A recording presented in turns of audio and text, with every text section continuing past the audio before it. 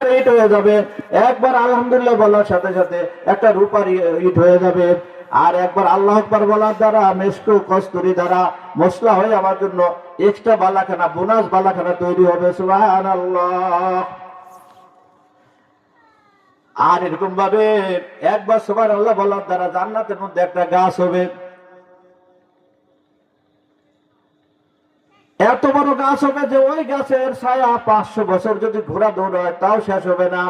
ওই গাছের মধ্যে 70টা ডাল থাকবে, প্রতি ডালের মধ্যে 70টা উপডাল থাকবে, প্রতি ডালের মধ্যে 70 রকমের ফল থাকবে, প্রতি ফলের মধ্যে 70 রকমের স্বাদ থাকবে। আর এত ফল হবে যে সমস্ত জান্নাতবাসী খেয়েও শেষ করতে পারবে না। সুবহানাল্লাহ। এজন্য জিকির অভ্যস্ত হওয়া মুমিনের গোটা জীবন দায় জিকির। আল্লাহর হাবিব বলেন যে আফজালুল ইবাদাত তিলাওয়াতুল কোরআন, সবচেয়ে উত্তম ইবাদত হলো কোরআন তেলাওয়াত করা।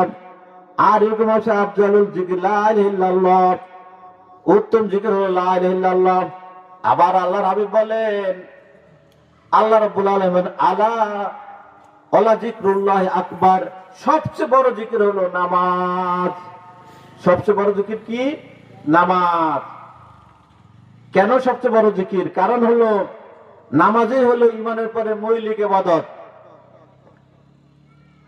যে নামাজ পড়লো সে মুসলমান থাকলো, আর যে নামাজ পড়লো না সে মুসলমান থাকলো না।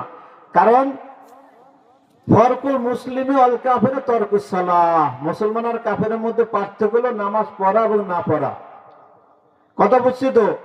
নামাজ পড়ি না, বাকি চুরিও করি না, ঘুষও খাই না, আমরাই ভালো আছি, এটা শয়তানের ধোঁকা।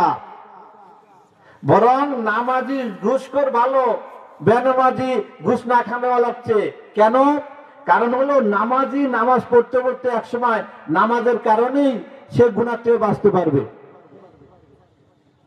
ইন্না সলাতা তানহা আনিল ফাহশাই ওয়াল মুনকার, নিশ্চয় নামাজ যাবতীয় অশ্লীলতা থেকে, খারাপ থাকতে বাঁচায়। এজন্য গুনায় লিপ্ত মুসলমান নামাজ যদি নিয়মিত পড়ে একসময় গুনাহ ছাড়তে পারবে। কিন্তু নামাজ না পড়ে আমরা ভালো আছি, ইমানদার আছি, এটা শয়তানের ধোঁকা। কথা বুঝছি তো? এজন্য নামাজি হওয়া হলো কি সবচেয়ে বড় নিয়ামত আল্লাহ তাআলার, মেহেরবানি আল্লাহ তাআলা, আল্লাহ আমাকে নামাজ পড়তে দিয়েছেন। আর যাই জানি, যতটুকুই জানি এতটুকুই পড়তে থাকি, এবং পড়তে পড়তে অভ্যস্ত হয়ে যাবে এবং শেখারও আগ্রহ থাকবে। আর পড়বো না, শিখবো না, পড়া হবে না, জীবন শেষ হয়ে যাবে, কবরে যা আফসোসের সীমা থাকবে না। এজন্য কি করব? এই যারা নামাজি তারা কমপক্ষে